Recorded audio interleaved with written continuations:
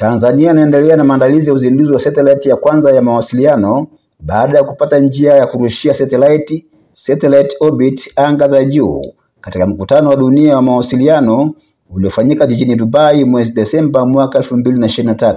Tayari serikali imetangaza mikakati mipya ya kusimamia masafa ya redio na kukuza ndoto za nchi katika sekta ya anga za juu.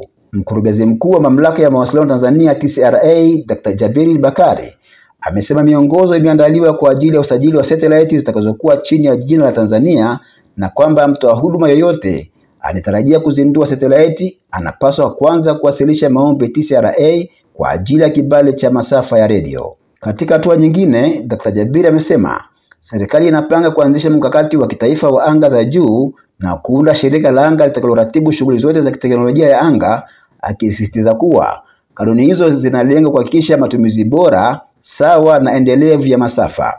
Mkakati huo unalenga kuchochea maendeleo ya sekta ya mawasiliano nchini, kuongeza upatikanaji wa huduma za redio, televisheni na internet, kuhakikisha kuwa rasilimali ya masafa ya redio inatumika kwa usawa na endelevu. TCRA imepanga kuwashirikisha wadau wote wa mawasiliano ikiwemo sekta binafsi, vyombo vya habari, taasisi za elimu na afya ili kuhakikisha maendeleo ya teknolojia yanapata nafasi ya kutumika kivitendo kwa manufaa ya wananchi wote.